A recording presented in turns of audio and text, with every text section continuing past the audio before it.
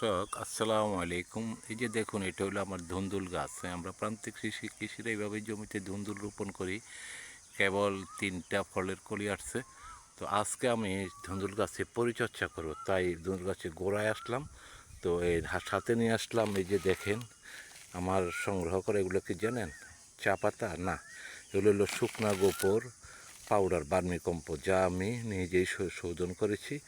আর অপরদিকে রয়েছে কিছু এমওপি পটাশ, অর্থাৎ লাল সার। হ্যাঁ, তো আমি প্রথমে আমার ধুন্দুল গাছে কিছু এই যে বার্মি কম্পোস্ট দিয়ে দিলাম চতুর্পাশে, এই যে দিয়ে দিলাম।